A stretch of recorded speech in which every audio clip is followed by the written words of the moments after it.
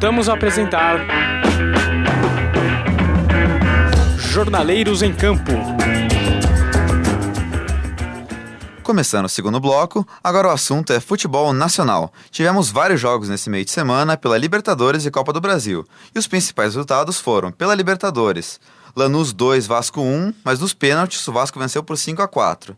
Já o Corinthians venceu por 1-0 o Emelec, o Santos venceu por 8-0 o Bolívar e o Fluminense venceu por 2-1 o Internacional. Agora eu quero saber do Marcos Garcia quais jogos ele destaca e quais expectativas para esse próximo. Eu destaco o jogo Fluminense Inter, o confronto nacional das oitavas de final da Libertadores. O jogo que aconteceu nesta quinta-feira. O primeiro jogo tinha dado 0-0, como todos sabem. E nessa quinta-feira o Inter foi até o Engenhão para enfrentar o Fluminense. O destaque fica com o Leandro Damião, que abriu o placar para o Inter, em um gol bem ao seu estilo, de fora da área. Mas o Fluminense virou ainda no primeiro tempo, 2 cruzamentos do Thiago Neves, o primeiro gol do Leandro Eusébio e o segundo gol do Fred. Algumas coisas que eu achei interessante desse jogo. O Fluminense muito bem nas bolas aéreas, praticamente ganhou todas, tanto na defesa como no ataque. E o Inter, principalmente no segundo tempo, forçando muito dos cruzamentos, né? A equipe tinha o Oscar como seu principal jogador de armação. O Oscar saiu na metade do segundo tempo e o técnico Dorival Júnior apostou em Jajá, um atacante alto, o Jô, outro atacante alto, e inúmeras bolas foram cruzadas para a área do Fluminense e nenhuma delas a equipe do Inter conseguiu vencer no ar. É interessante porque a equipe do Inter é muito conhecida por ter um toque de bola interessante, foi campeã de vários campeonatos nos últimos anos, e o time desse ano sente essa falta. O D'Alessandro ainda não está em condições de jogo, o Oscar teve que sair, então é um time que, tirando esses dois jogadores, não tem essa qualidade para chegar no gol adversário que faltou ontem contra o Fluminense. E só corrigindo, o Corinthians fez 3-0 no Emelec, não 1-0 ali como foi falado no começo do programa. É isso mesmo, como o Marcos falou. O Inter ele não é um time que está habituado a alçar a bola na área. O time do Internacional, apesar de ser um time do Rio Grande do Sul, ter toda aquela tradição da raça gaúcha e tal, ele é um time que sempre teve o toque de bola. E agora, com a lesão do D'Alessandro e o Oscar, que há pouco tempo atrás não estava jogando bola mesmo, ele estava preocupado com toda a questão jurídica entre ele e o São Paulo. Agora ele voltou, mas não voltou com a condição de jogar os 90 minutos. Então prejudica muito o Inter. O Inter tem o Tinga, que sabe sair jogando bem, tem os laterais, o Ney, que sobe bastante, mas não tem aquele articulador, e isso prejudicou muito. E o Fluminense comprovando que montou um elenco milionário, com jogadores com salários bastante elevados, mas que tem muita qualidade, André.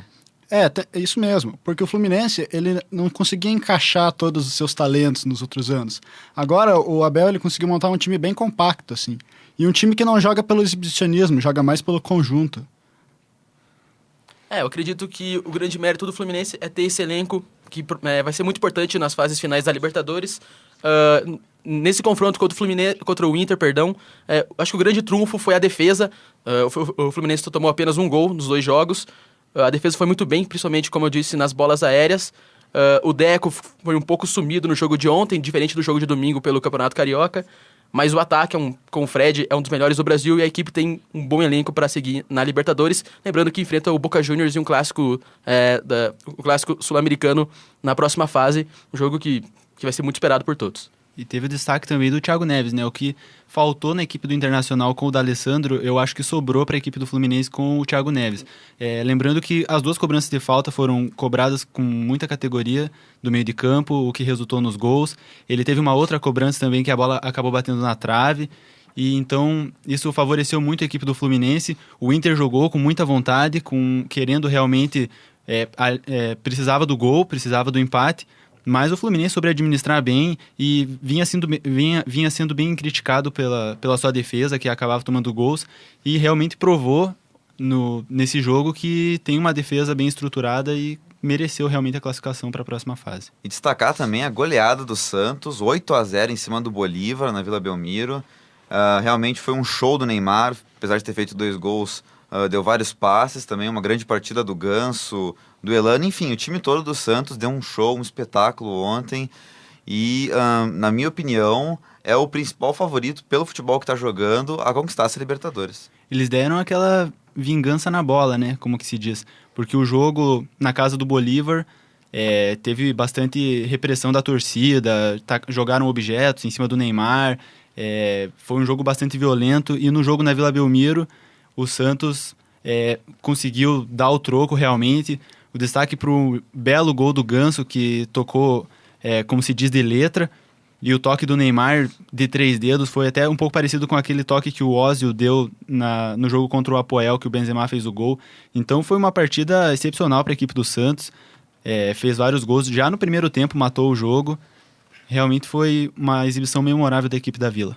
E destaque para o próximo confronto da equipe santista, que é o Vélez da Argentina. Um confronto bem mais difícil que esse contra o Bolívar. Mas o Santos é o grande favorito, é o melhor time do Brasil no momento. O Neymar continua jogando muito bem. O Ganso está voltando à boa fase, perdão. E eu acredito que esse confronto contra o Vélez vai ser muito interessante, mas o Santos é favorito. Então, a gente tem o Santos favorito e tem o Santos crescendo também.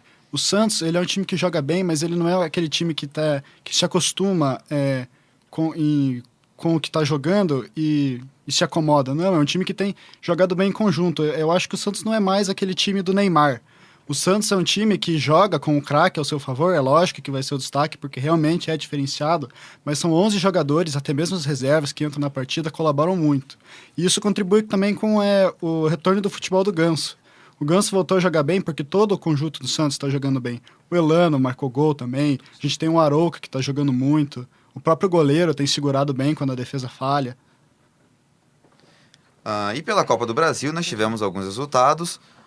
O Botafogo foi eliminado pelo Vitória pelo placar de 2-1 em casa. O Bahia venceu a Portuguesa por 2-0 e também se classificou. O São Paulo fez 3-1 na Ponte Preta e também se classificou. E o Grêmio fez 2-0 no Fortaleza e se classificou também para a próxima fase da Copa do Brasil.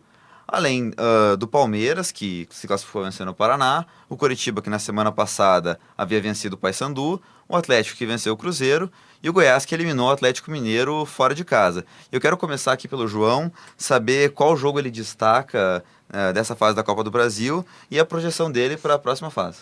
Eu destaco a derrota do Botafogo, que jogou em casa e começou vencendo, e depois levou 2 gols de jogadores conhecidos aqui da torcida paranaense, o Pedro Ken e o Tartá, que são jogadores que eram grandes promessas e no fim não vingaram no futebol, estão aí rondando times aí, não conseguem se firmar. E meu destaque negativo foi desse do Botafogo.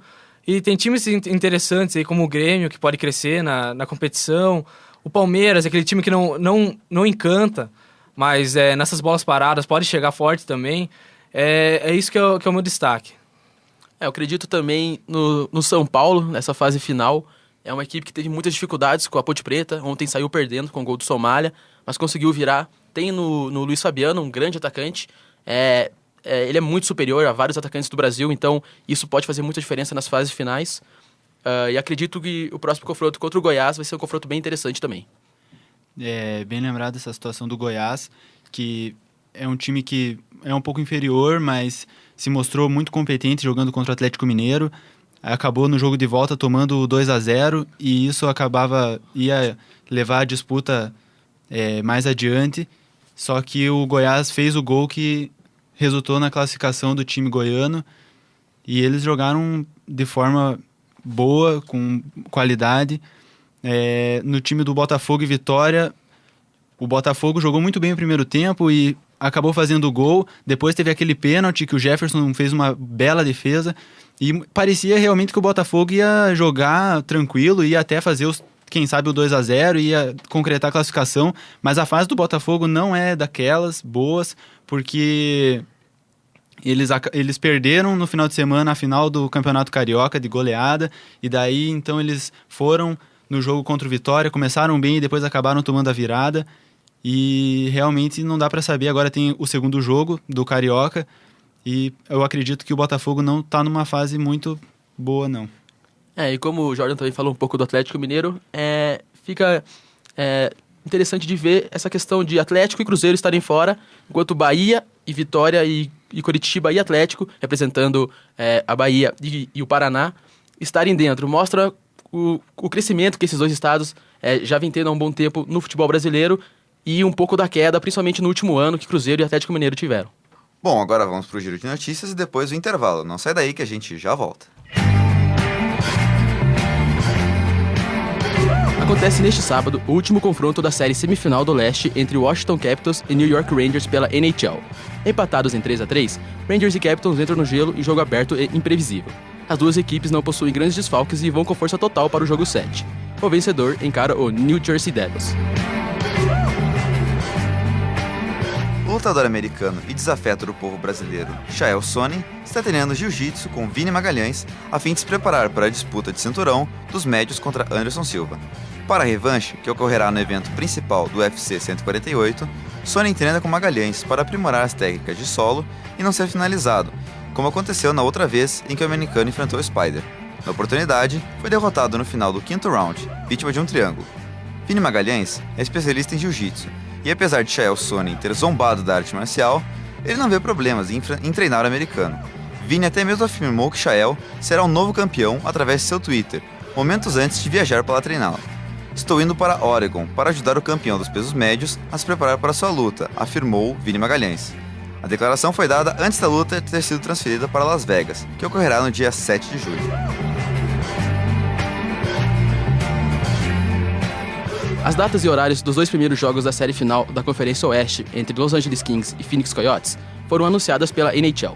O primeiro jogo, em Phoenix, acontece já neste domingo às 9 da noite, horário de Brasília, e o segundo está marcado para terça-feira. A série muda de local no jogo 3, mas as datas ainda não foram confirmadas. Estamos apresentando Jornaleiros em Campo.